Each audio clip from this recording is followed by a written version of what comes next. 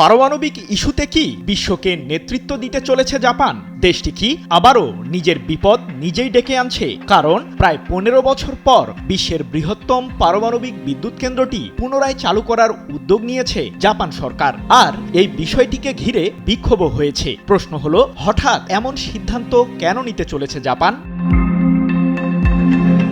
2011 সালে ভয়াবহ ভূমিকম্পে সুনামির কবলে পড়ে জাপান, যার কারণে দেশটির রাজধানী টোকিও থেকে 220 কিলোমিটার উত্তর পশ্চিমে অবস্থিত কাশিওয়াজাকি কারিওয়া পারমাণবিক বিদ্যুৎ কেন্দ্রটি বন্ধ করতে বাধ্য হয় জাপান। ওই ঘটনার প্রায় 15 বছর পর বিশ্বের বৃহত্তম এই পারমাণবিক বিদ্যুৎ কেন্দ্রটি আবারও চালু করার উদ্যোগ নিয়েছে প্রধানমন্ত্রী সানায়ে তাকাইচির নেতৃত্বাধীন জাপান সরকার। 22 ডিসেম্বর এক প্রতিবেদনে বিষয়টি নিশ্চিত করেছে ব্রিটিশ বার্তা সংস্থা রয়টার্স।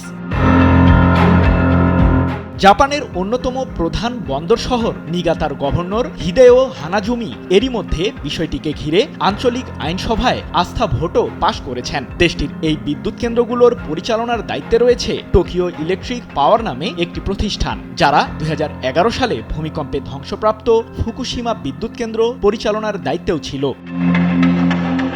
তবে নিগাতার আঞ্চলিক আইনসভায় আস্থা ভোট পাশের আগে শহরটির প্রায় 300 জন ব্যক্তি বিক্ষোভের মাধ্যমে পারমাণবিক বিদ্যুৎ কেন্দ্র পুনরায় চালু করার সিদ্ধান্তের বিরোধিতা করেছে, যাদের মধ্যে বেশিরভাগই জাপানের বয়োজ্যেষ্ঠ নাগরিক। এদিকে পারমাণবিক বিদ্যুৎ কেন্দ্রের প্রতি স্থানীয়দের আস্থা ফেরানোর জন্য টোকিও ইলেকট্রিক পাওয়ার আগামী 10 বছরে প্রায় 641 মিলিয়ন মার্কিন ডলার নিগাতা শহরের উন্নয়নে বিনিয়োগের প্রতিশ্রুতি দিয়েছে। প্রশ্ন হলো, জাপান ওই পারমাণবিক বিদ্যুৎ কেন্দ্রটি পুনরায় চালু করলে কতটা লাভবান হবে?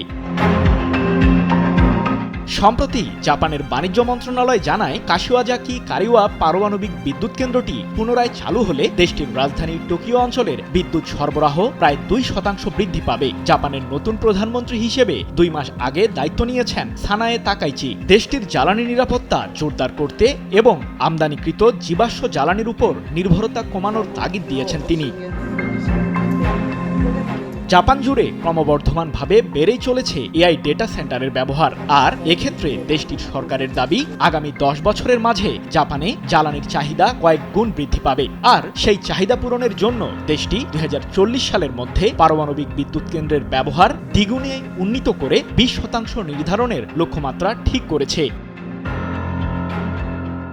সৃজন মাহমুদ, নিউজ 24।